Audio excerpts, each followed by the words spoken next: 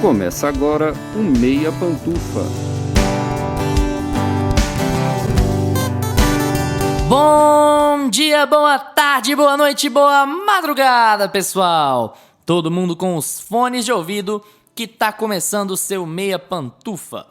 Toda segunda às 5 da tarde no seu player favorito. E esse é o episódio 31. Eu sou Luiz Leão e eu estou aqui hoje com os meus dois queridos amigos. Primeiro, o meu amigo Cena de Beijo na Chuva, Gustavo Azevedo. Oi, Gusta. E aí, galera? Cena de beijo na chuva. Também com meu querido amigo Baguete na sacola de supermercado, Lucas Abreu. E aí, Lucas?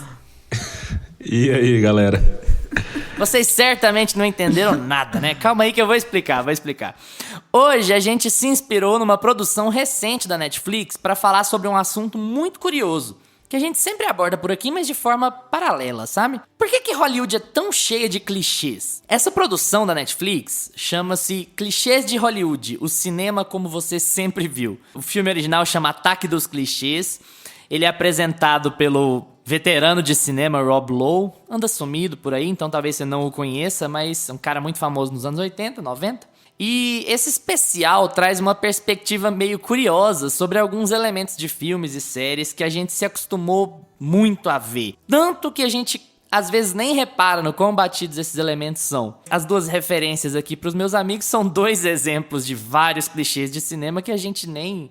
Ah, beleza, só tem. Se tá chovendo, tem que ter beijo. Então, a pessoa tá voltando do mercado, tem que ter uma baguete na sacola dela, porque é o natural, né? Acontece bastante a gente se alimentar dessa forma. Enfim, a gente vai falar sobre outros recursos visuais, sonoros, estéticos, que seja, do cinema hollywoodiano, aqui num papo bem legal, em meia hora.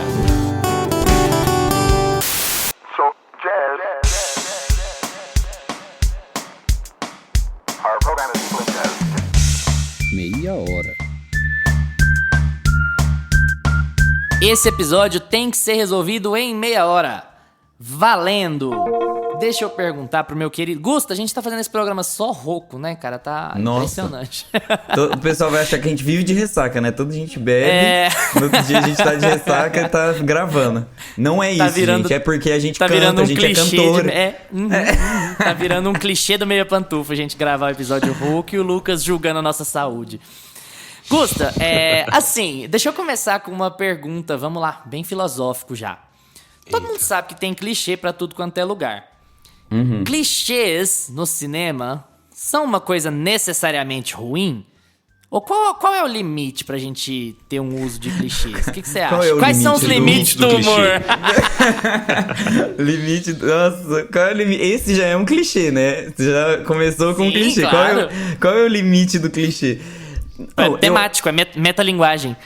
Então, o clichê, ele existe pra provar um ponto dentro da narrativa, assim, né? Ele é um recurso que eu acho que não tem problema ser usado. Eu acho que as histórias, elas são... A gente já até comentou isso, que existem poucas histórias pra ser contadas no mundo, e a gente só conta elas, as mesmas histórias de jeitos diferentes, com personagens diferentes e com nomes diferentes. Eu acho que as dobras dentro do roteiro, as histórias que são contadas ali dentro, que vão tendo nuances diferentes, mas no fim das contas a gente ouve e assiste as mesmas histórias. É a família que tem os problemas deles, a máfia que tem que resolver os problemas do crime, é o menino que é sempre subjugado e sofre bullying e tem que resolver e tem que superar. Enfim, são sempre as mesmas histórias que a gente ouve, mas com formas diferentes de se resolver. Então eu acho que vira e mexe os clichês aparecem pra reforçar essas histórias que a gente tem, sabe? Então eu acho que os clichês às vezes são necessários, mas tem uns que eu acho que já estão batidos, né? Que estão meio, sei lá, que a gente enjoa já de ver. E eu acho que é mais... Esses clichês que a gente enjoa, eles são mais pelo fato de estar em obras que a gente não gosta e que são de péssima qualidade. Por exemplo, os clichês que estão presentes em Velozes e Furiosos. Eles são clichês que a gente não gosta porque a gente não gosta de Velozes e Furiosos, entendeu? Aliás, pelo menos eu não gosto. Mas se você assistir um filme do Woody Allen, vai ter vários clichês lá dentro. Vários clichês. E todo mundo acha ótimo os filmes dele, todo mundo bate palma pros filmes dele, mas tem vários clichês. Tarantino também, né? Tarantino. Então o nosso limite pros clichês é a nossa boa vontade com o filme ou com o diretor. É isso? Por aí? Eu acho que não, necessariamente, mas também. Não, mas também. Excelente. É aqueles que fogem da raia, né? Eu acho que desde que faça direito, né, é válido. Se você souber usar o clichê no filme, se você souber... Porque o que mais vai importar é como você conta a história, né? Os clichês vão estar presentes em todos os filmes. Até porque chega uma hora que os próprios diretores, eles querem se inspirar em filmes que eles assistiram no início da carreira deles e que eles cresceram assistindo. No documentário tem até uma fala de uma das atrizes, eu não lembro se é a Pug, como é que ela chama? O sobrenome dela é Pug. A Florence Pugh, Pugh, Poing, sei lá. Eu não sei como é que fala, mas enfim. Ela fala que quando ela foi gravar Little Women com a Greta Gerwig, né? Ela fala que tem uma cena lá clássica de um casal se beijando e fecha os créditos, aquela coisa toda de final de romance, clichêzona. E ela chegou na diretora e falou, mas isso aqui já foi feito 500 mil vezes, você vai fazer mesmo, tal, seu filme é tão bom. Ela, não, mas eu cresci vendo isso, eu quero isso no meu filme. Então, o uso dos clichês vai muito por isso também, né? Mas é uma coisa que você cresceu e de repente você tá lá fazendo os seus, falando, nossa, cara, eu adoraria colocar isso aqui que eu cresci vendo nos meus filmes. Eu acho que é até legal essa pontuação que a Florence Pugh fez sobre a Greta, porque tem uma diferença aí, né? Tem uma diferença entre você usar conscientemente, que no caso é o que a Greta aparenta fazer, olha, eu estou usando esse recurso porque eu acho esse tipo de cena visualmente bonito e eu sei o que eu estou fazendo. E eu já vi tanto homem fazer isso na direção, por que agora que eu estou na direção, eu não sou autorizada a fazer simplesmente porque já foi feito. Então ela pega por essa outra perspectiva, né? E você tem o outro lado do espectro, que eu chamaria carinhosamente de lado Michael Bay do espectro, que é eu não saber fazer de outro jeito. Eu não saber ou eu não ter o menor interesse de fazer a coisa de outro jeito e eu trabalhar de outro lado, né? E aí a gente tem uma outra questão, né? Comecei usando já um clichê argumentativo sobre os limites, né? Eu acho que a gente tem alguns tipos de clichês que tem que ser separados, né? A gente tem que separar os clichês que são facilitadores da história, tipo clichês visuais, de escolhas estéticas, de clichês narrativos, né? Sim. Nós estamos falando de dois espectros muito diferentes. A gente tem um clichê... Por que eu citei aqui a sacola de supermercado? É uma coisa que eles falam no documentário da Netflix, inclusive a gente recomenda, viu? É muito divertido. Que eles falam para dar um toque de que uma pessoa está... de que ela é gente como a gente, de que ela acabou de voltar do mercado, ou de que ela tem uma vida normal... Eles geralmente põem essa pessoa com uma sacola de mercado e tem a ponta de um baguete saindo e dessa umas sacola, folhas, né? E umas folhas, Então, assim, já dá a ideia de que, olha, essa pessoa aqui é gente como a gente, ela acabou de voltar do mercado, ela tem uma vida normal e tal. Esse é um tipo de clichê inofensivo, né? Porque ele não afeta o que está sendo contado, ele está só te dando... um sinal de como aquela pessoa deve ser percebida pelo público. E ele é um facilitador. Você não precisa mostrar a pessoa indo ao mercado pra falar que ela é... vou botar um shot aqui da pessoa comprando ali uma abobrinha pra mostrar que ela vai no supermercado. Não precisa disso, né? Você encurta essa parte da história de conexão pra falar, ó... beleza, o cara tá voltando ali de um evento diário, um evento comum, e aí ele vai fazer o que a gente quer da cena. Ele vai explorar a parte narrativa da história, né? Que é bem diferente de a gente ter clichês narrativos, né? Como o maníaco por amor do The Notebook lá, do Ryan Gosling com a Rachel McAdams, sabe? Que o cara ameaça de se suicidar pra fazer a menina sair com ele, e isso é percebido como romântico e tal.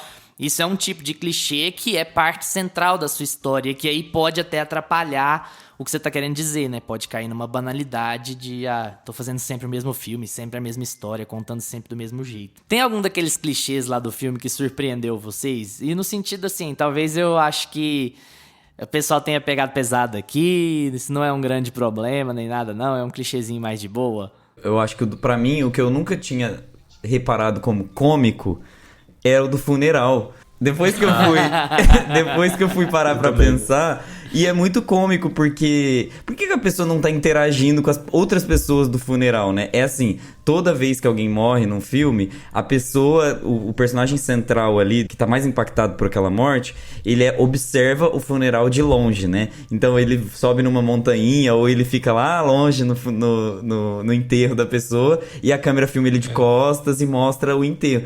Mas, porra... Quando você vai no enterro, geralmente você tá lá com a família, você vai lá pra dar apoio, né? Você não fica de longe, parecendo um stalker de morto. Não existe isso. Não, igual eles mostram o do Velozes e Furiosos, né? Que fala assim, Velozes e Furiosos leva isso pra um outro nível, porque tem o Paul Walker observando o enterro e tem o Vin Diesel observando o Paul Walker observando o enterro. Gente, Velozes e Furiosos é o auge do clichê, né? E tudo. aquilo ali, e é legal eles explicarem a cena ali, porque, ó... É, de novo, um facilitador. É claro que usa tantas e tantas vezes que vira um recurso barato, mas é um facilitador da compreensão do público, né? É aquela ideia de que aquela pessoa que tá vendo aquele funeral de longe, ela sente mais do que os outros que estão lá. Sim, exato. Então, o luto dela tem que ser solitário. Ninguém que tá ali em volta tá passando pela mesma experiência do protagonista. Entende? Sim. Então, assim, ele vai... o nível de... complexidade da história dele com aquela pessoa que morreu é muito maior. E aí você cai nessas banalidades visuais, né? Aquele do Batman vs Superman é desnecessário, né? O Bruce Wayne lá sozinho atrás de uma árvore, vendo o Clark ser enterrado. Ô, gente, vai no enterro. Você tá de Bruce Wayne, você não tá de Batman. Vai no enterro, normal, gente. Pois é, né? Tá lá, não tem problema. Ninguém vai te humilhar de você tá lá. Acho que não teve nenhum, assim, que destacou muito, mas eu achei legal, assim, eu achei curioso, que todos que foram mostrando, eu falei, nossa, é mesmo. Tinha alguns que eu já tinha pegado, já tinha reparado nos filmes, mas muitos eu não tinha reparado, e aí quando te mostra, dá aquele clique na sua cabeça, falou, nossa, é mesmo, eu já vi isso 500 vezes. Um que pra mim é legal também, que não atrapalha muito a narrativa, é o do beijo na chuva. Cara, eu adoro aquela cena do Homem-Aranha, que ficou clássica, de cabeça pra baixo, beijando a gente. Todo mundo gosta. Pois é. E é muito legal, tem uma outra coisa que é muito interessante do documentário, é que eles não fazem só a abordagem de tirar sarro dos clichês, né? Eles explicam por que alguns clichês vão acontecer. Uma coisa que eu não quero muito estragar pra quem for ver na Netflix, o especial, é o porquê que certas imagens, certas estruturas de imagem, elas são utilizadas para substituir o sexo, pra substituir a cena de sexo. E aí, tipo assim, e eles fazem todo um backstory pra falar, olha, isso aqui acontece por causa disso, porque tinha censura lá nos anos 50, nos anos 40, que seja, e aí é tal. E a gente, é um especial de comédia, mas é muito engraçado que o Lucas chamou de documentário e que a gente não sabe se trata como especial ou como documentário, justamente por conta desse caráter histórico, né? Porque ele é um negócio que fala dos clichês de forma... De gozação, mas que faz você pensar, poxa, isso nasceu lá na... Que contextualiza, né? Faz quase 100 anos, sabe? Ele dá uma contextualizada na ideia de que, por exemplo, a câmera virou e tá chovendo do lado de fora e tá na meia luz, então significa que aqueles personagens ali vão transar e tal. E, cara, de onde surgiu isso? A gente sabe disso quando a gente tá assistindo, mas a gente nunca para pra processar. Mas não deveria ser. Por quê? Por que a gente assume isso, sabe? Choveu, transou, né? Choveu, transou. Tem uns que a Choveu, porta a até câmera abre virou pro sozinha, lado, assim, né? O cara começa a beijar a mulher assim e vira a câmera pro lado, a porta até abre, vem um vento, a assim. Cortina, tipo, agora a cortina balançando. A cortina balança. É a cortina balançando, é sinal de que aí vai ter putaria. Opa! É porque se você deixou a porta da sua casa abrir, a cortina balançar e entrar toda aquela poeira, é porque você tá transando, senão você teria ido fechar. Você Você não tá tem, muito né? ocupado. Não, e eles colocam até uns recursos. Por exemplo, o Luiz falou sobre... quando foi proibido, né, mostrar cenas de sexo. E aí, por exemplo, eles colocavam, a hora que chegava com a mão perto da pessoa, aí mostrava um trem entrando dentro de um túnel. Então, assim, não tem como ser mais... Isso me lembrou mais aquele literal, filme, acho que né? é Deu a Louca em Hollywood, não é? Que tem umas cenas assim... Ou é Todo Mundo em Pânico? Não, é o Todo Mundo em Pânico 5. O pior deles, mas enfim, tem uma cena que as meninas vão começar a se pegar lá e aí os caras começam a bater, eles batem um túnel num outro túnel de brinquedo, assim, ó, fica batendo as tesouras. Ai, Um negócio gente. Não, todo mundo em Pânico 5 é super babaca, mas assim, é só pra fazer a referência. É pra fazer essa referência. E aí eu tava pesquisando aqui sobre clichês, né? E eles não falaram sobre eu não lembro no documentário ou no especial, que é as cozinhas. Eles falam, tipo, cenas de luta dentro de cozinha. Isso é muito clichê. Sempre tem Muito uma clichê cena de mesmo, luta sempre dentro de tem. uma cozinha. Aí o cara ainda pega as panelas, assim... E bate com a panela, e pega o ralador e passa na Eles na cara falam da das pessoa. lutas em cima de trem, né? Que tem pra caramba. Nossa, mas O trem, não movimento. é muito legal? Tipo assim, É você muito legal, cara. É muito muito legal. Se você quer ver um filme... e tem isso em... A gente comentou disso em Matrix, né? Que começou a ser muito reproduzida essa cena depois que o Neo lutou no caminhão. Tem muitas cenas em estrada também. Mas isso remonta muito antes, né? Eles mostram no The Great Train Robbery. Não a cena do trem simbolizando sexo, né? De briga Não. no trem. A da luta no trem, né? Essa Primeira seria luta em cima de um grande. trem. A luta do trem, exatamente. A luta em cima do trem. Tem o do Você matou meu pai, né? E eles falam assim, um dos melhores recursos para facilitar a narrativa que eles mais usam pro vilão, tipo, pra Justificativa, gente né? se identificar com aquele sentimento do mocinho querer tanto acabar com o vilão, é o você matou meu pai. Que na verdade ele é mais, tipo assim, ele é mais comumente hoje em dia, você matou minha esposa, né? Não, o Nolan, com o Ô, Nolan, Christopher né? Nolan, abraço, saudade. Abraço, Christopher Nolan. E é uma coisa muito legal pra gente falar aqui, nós somos o público exato pra falar sobre isso. 3 caras cis brancos falando sobre isso. Mas enfim, tem um grande elemento que é como esse é um uso narrativo de diminuir a importância de papéis femininos no cinema, que é um outro grande clichê, né? É a mulher como mulher morta, ou a mulher como a final girl, que é um recurso muito usado no cinema de horror adolescente, né? A mina que merece sobreviver é a mina que não transa, porque ela é a única pura e tal. E ela vai ser quem vai vencer o vilão do filme de terror. Se no você fim das transa num contas. filme de terror, você vai morrer. Com uma faquinha, de um canivete. Ela consegue. E aí a gente passa por esse tipo de estruturação e tal, que eu acho que é até interessante a gente ter falado da Greta Gerwig no começo, né? Porque é um paralelo legal da gente fazer, que é tipo, até que ponto um clichê ele é prejudicial pra história, ou ele tem um viés sexista. E eu acho que era aí que eu queria chegar quando a gente começou na ideia de falar de limites. Não é querer dizer que você tem um limite que você é aceitável e um limite que não é aceitável. Eu acho que vai sempre depender da história que você tá contando e de como você tá contando, né? Se você tá contando uma história original, não tem um problema se tiver um beijo na chuva, não tem problema se o cara estiver carregando uma baguete numa sacola de supermercado, né? Agora, se você tá contando uma história bosta, isso aí vai atrapalhar a sua produção por completo, né, gente? O complicado é quando você usa o clichê na narrativa, né? Que é o que te tira do filme. Que é o que semana passada eu tava reclamando sobre Duna. Foi uma das reclamações que eu tive lá, né?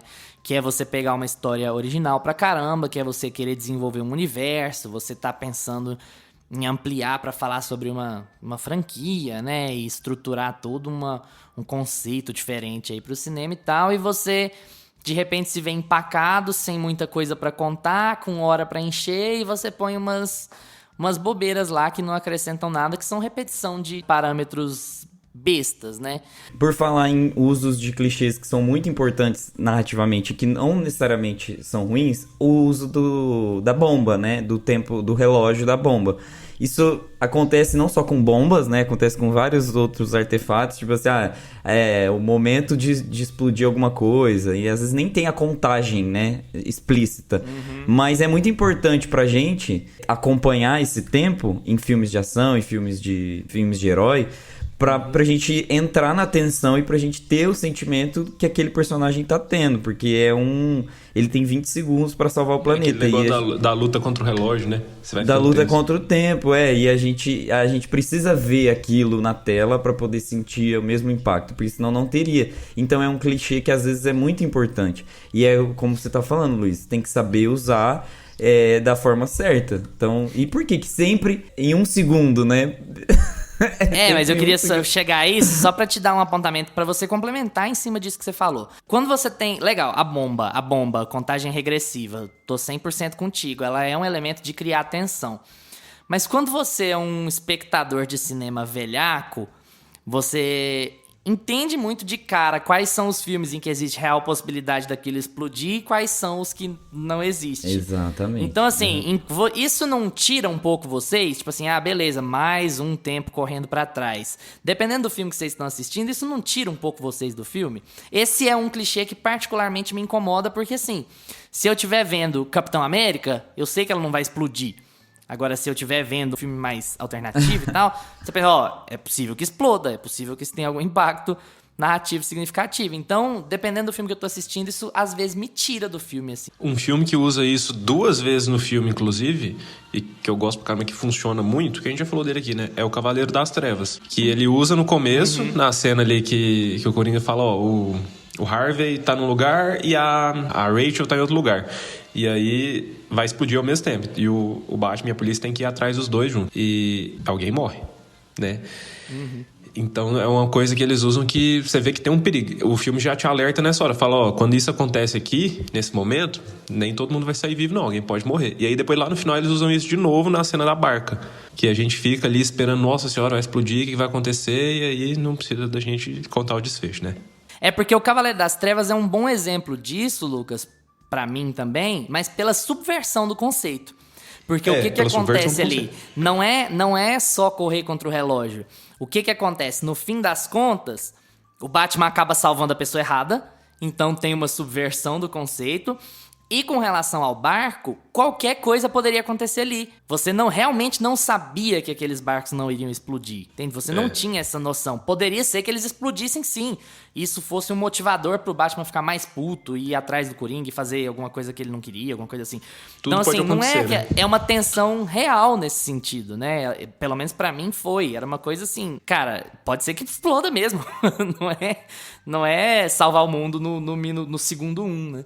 Tem um que eles usam muito que acaba que virou um easter egg, né? É um outro clichê também que não atrapalha em nada no filme, que virou um negocinho dos diretores falar, vou colocar esse aqui porque é legal. Que é aquele grito.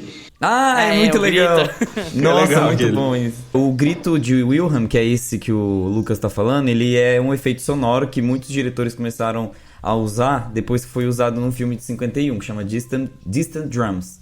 E aí ele começou a ficar muito popular, porque sempre quando alguém cai de uma janela, cai de um navio, você ouve aquele gritinho, tipo... Ah! E esse gritinho...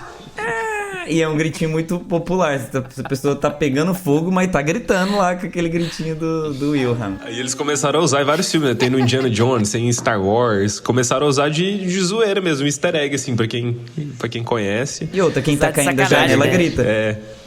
Mas é um grito muito bizarro. Eu acho que eles usam muito de sacanagem bizarro. porque é muito mal feito, sabe? É muito estranho Nada mesmo. incrível. Esse é o clichê legal que eles usam, né? Mas é como o Lucas disse, isso vira um easter egg, né? Isso vira uma coisa das pessoas pesquisarem, né? Então já tem um efeito diferente, assim, eu imagino. É mais pra galera, nossa, que grito estranho. Às vezes algum ouvinte mais atento, eu já ouvi isso em algum lugar e tal. Tem um clichê que Isso é me legal. incomoda muito, que é o clichê que inclusive estragou Game of Thrones, que é o clichê de ressuscitar na última hora, né? Que é essa coisa de o mocinho, o personagem principal do filme, tá indo bem e de repente ele morre. E aí ele ressuscita por algum motivo XYZ. Cara, você o não ET? traz... Eita... Nossa, não vamos falar mal de ET hoje não, que eu tô... hoje eu não tô de bom humor não pra falar de ET. Aquele dia eu tava de bom humor, tá? Pra falar de ET. Aquele dia foi bonzinho ainda. Eu fui bonzinho ainda. Mas é isso, é um recurso narrativo que tira... Você tá falando, Luiz, dessa coisa de tirar do filme. Pra mim, quando você ressuscita um personagem que acabou de morrer, isso te tira do filme completamente. As proporções, o impacto, causa e efeito, ele morre no filme, né? Ele acaba. Porque se alguém morreu no filme, é porque precisa ter impacto aquela morte. As mortes têm impacto na vida real. E por isso que você mata um personagem no cinema. Pra ter impacto na história. Quando você ressuscita um personagem, você tira isso. E aí você começa a criar uma história que já não precisa mais ter cuidado com o roteiro.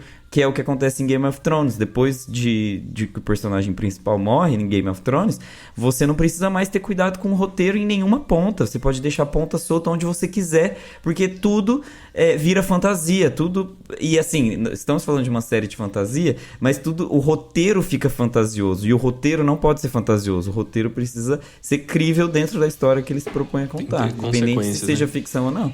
Muito, muito legal isso que você falou. Até legal de apontar. Porque tem muita gente que bate nos críticos de Game of Thrones porque eles falam: ah, mas esse é um mundo que tem dragões, do que você tá reclamando? E é diferente, né? O que a gente tem que entender é que não é porque é um mundo que tem regras que não são as regras do nosso mundo que esse mundo não tem regras. Exatamente. Esse é o ponto. Se os caras têm um dragão e o autor do filme, ou no caso do livro, mas vamos supor que é só um filme ou só uma série. Se o autor do filme fala assim: dragões voam e dragões soltam fogo. E aí esse dragão dessa série começa a cuspir lagarto, ao invés de cuspir fogo. Isso não tem nada de essencialmente errado, porque continua sendo fantasia do mesmo jeito, mas é errado dentro das regras que aquele universo te propôs. Exatamente. Então não é porque você tá falando de fantasia que o negócio não tem regras. Essa é um engano muito costumeiro.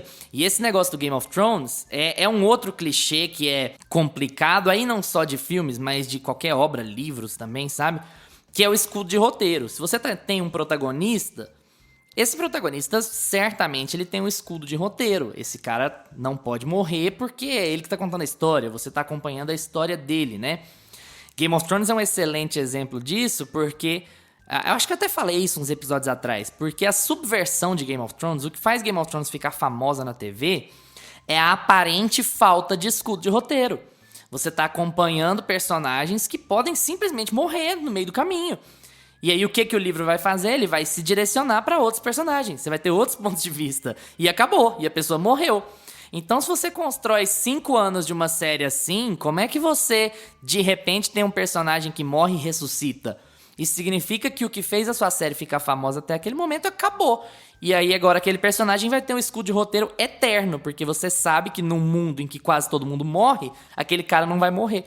E aí isso desanda a lógica interna do que você tá escrevendo, né? É um clichê bem chato mesmo. Não, e já pegando o gancho aí de morte de personagem, tem um que às vezes eu reparo, às vezes eu não reparo. Tem um que às vezes ele é bem... Dependendo da narrativa, né? Se você vê pra onde a história tá levando, o que pode acontecer com os personagens, se tem consequência, se não tem, às vezes aquilo ali te pega de surpresa, mas às vezes não. Que é o personagem que ele tem o último trabalho pra fazer e morre. Quando começou a aparecer esse, eu falei, nossa, cara, teve alguns que eu já reparei, teve alguns que não.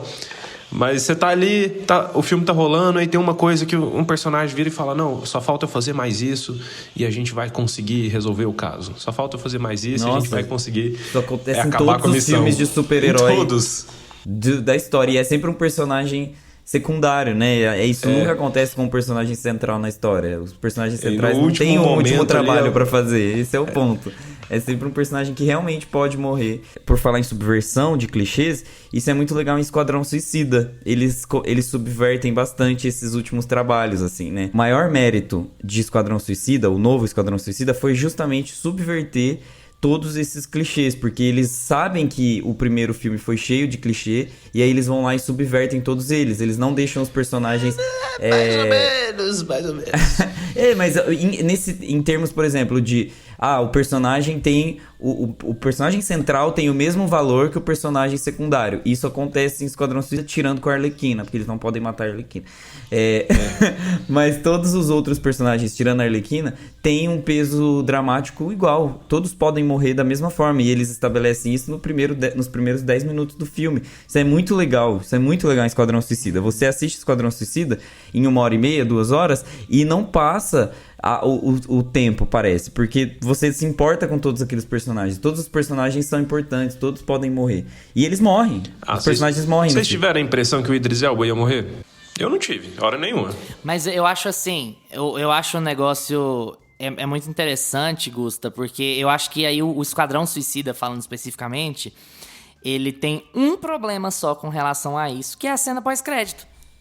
Que aí ele te passa tudo isso. Subverte, ele te passa depois volta. tudo isso, você fala, ó, tem risco, beleza. Fulaninho morreu, fulaninho mereceu morrer. A morte foi encaixada dentro do roteiro. Foi uma fala que tinha sido colocada lá no começo sobre quem atira mais rápido, não sei o quê. E aí na cena pós-crédito o cara tá vivo. E aí esse foi um errinho, assim, nessa lógica. Mas eu concordo contigo. O Lucas não vai concordar porque ele odiou o filme. Mas... Não vamos falar de Esquadrão Suicida nem de ET hoje. Não sei por que ele odiou o filme, que eu achei o filme ótimo. Eu acho que Mas enfim, opinião igual ao pescoço, né? Tem gente e assim, que não ela tem gente que não tem pescoço. Dependendo do jeito, da formação, nossa. Ele sabe mais que a gente, ele entende mais. Pra encerrar, tem algum filme que vem na cabeça de vocês, assim? Quando vocês pensam em clichês, qual é o primeiro filme que vem na cabeça de vocês e por quê? Eu acho que Velozes e Furiosos é um dos melhores pra clichê. Pra gente analisar todos os clichês. Na verdade, os filmes de ação, em geral, tem muitos clichês. Os filmes de ação, eles sobrevivem de clichês.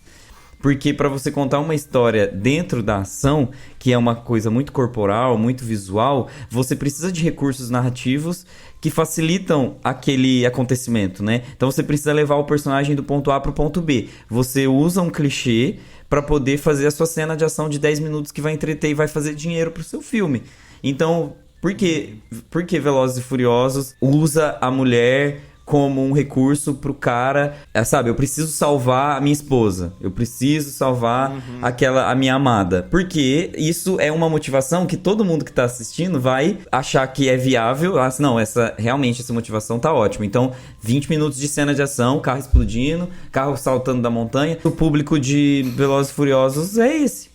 Os filmes de romance, principalmente comédia romântica em geral, também acho que entra nessa banalização dos clichês, né? Que é sempre o mesmo enredo. O cara conhece a mulher de uma maneira muito inusitada, ele fica perseguindo ela, atrás dela, insistindo pra ficar com ela e lutando. Nunca é um amor fácil de ficar, nunca dá certo, porque senão não teria filme.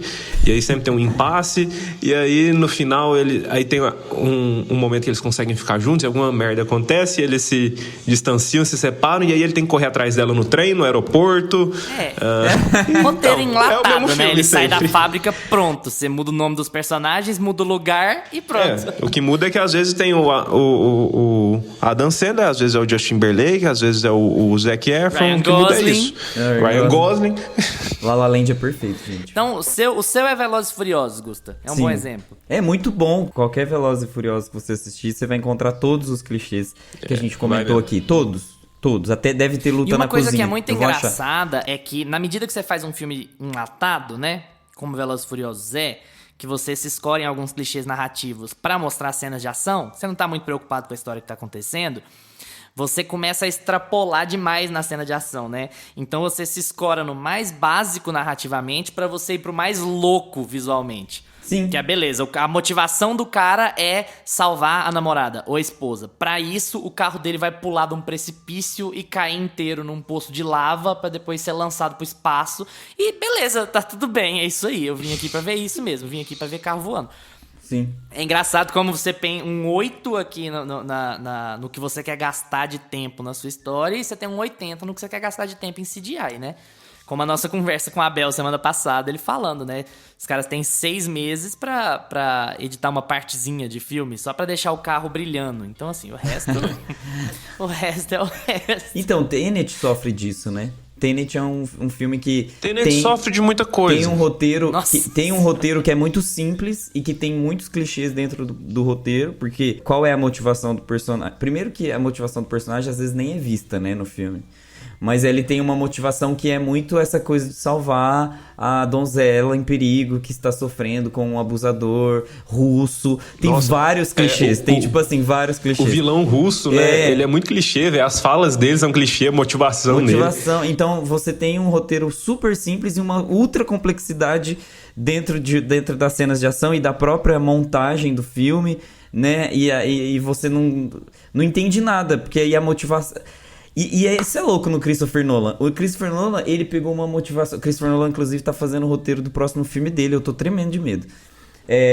Podia chamar o Jonathan de volta, né? Sabe? velho, Tira o podia. Jonathan das férias, deixa o Jonathan escrever o argumento pra ele, ele só vai em cima. E tá aí melhor. você sufoca a explicação, porque às vezes quando essa explicação ela é simples e a cena de ação e o desenrolar da história é crível, assim, tipo, ele tem um ponto A, um ponto B, um ponto C, você já vai de um ponto pro outro, você assiste aquele filme e fica satisfeito. Com Tenet é o oposto, você fica com aquela sensação assim, ai, nossa, você tinha uma motivação tão simples e você complexou tanta história pra nada, pra chegar no... Sabe? Isso que é estranho no Tenet. Ele é tão doido, tão exagerado, que ele desengaja, né? Você não consegue simpatizar com aquela galera. Você não consegue Você não se simpatizar preocupa a com nenhum ideia dos do personagens.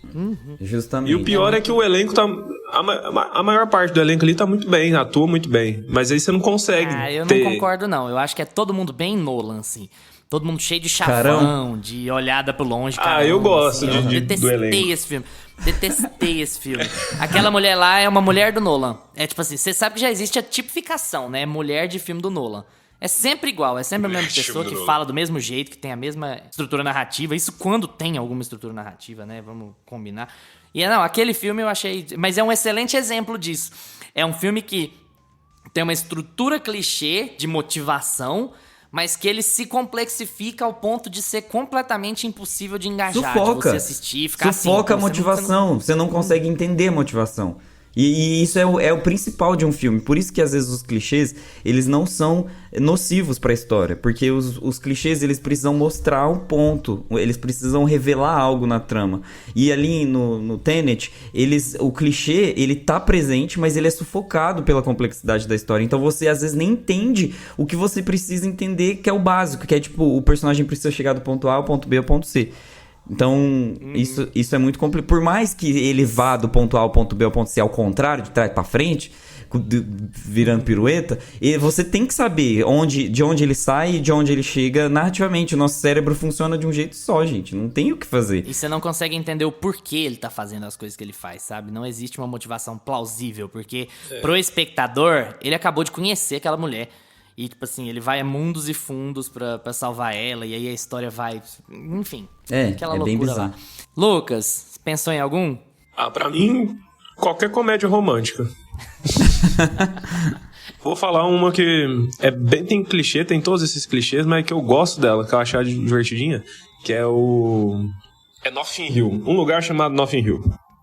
Eu acho ele um filme legalzinho, divertido, bonitinho, mas ele tem todos esses clichês. É o cara que no último momento tem que correr atrás dela, eles se cruzam na rua numa situação inusitada, ele derrama um monte de comida nela, uma pessoa normal teria ficado puta, ela vai pra casa dele, troca de roupa e apaixona. Mas o filme é legal, mas é um bom exemplo, tem todos esses clichês. A minha escolha vai ser também um filme de ação, mas eu não vou falar específico. Vou citar aqui um que eu vi esses dias sem querer, que é o Tom Clancy, da Prime Video lá, que tá naquela filme do Tom Clancy lá, é Jack alguma coisa, sei lá. Porque assim, cara, são todos os clichês do livro. O cara que está vingando a esposa morta, a motivação dele é porque a esposa morreu na mão de um outro cara, e aí tem conspiração, e aí tem vilão russo, e aí tem a tecnologia roubada. Nossa. E aí o personagem principal cai na água e você acha que ele está morto, mas na verdade ele está se fingindo de morto para dar um golpe fatal no outro fulano. Cara, não. É uma preguiça. Você conseguiu ver até o fim? Fala, Seria um pra clichê quem você eu tô não assistindo assistir o filme até o fim. É uma preguiça só, mas assim. Eu acho que tem alguns filmes que usam de alguns clichês e tá ok. Os clichês não atrapalham a história. Agora, quando o filme é inteiro um clichê ambulante, aí não dá, né? O clichê que eu achei bem legal que eles falam, cara, é o da maçã. Toda vez que você quer mostrar um personagem que ele não tá dando a mínima, que ele quer bancar de eu sou o descoladão que eu não dou a mínima pra isso, coloca ele comendo uma maçã. Ou jogando uma maçã pra outra. Ou jogando a maçã, ele tá sempre mastigando e Fazendo uma cara. Eu sou descolado, eu estou fazendo comendo uma cara maçã. de descolado, tô comendo aqui, não dou a mínima o que você tá falando, deixa eu comer. E aí, pessoal, vocês gostaram do episódio de hoje? Corre lá na Netflix pra assistir o filme que a gente tá referenciando aqui, que é bem divertido, é rapidinho.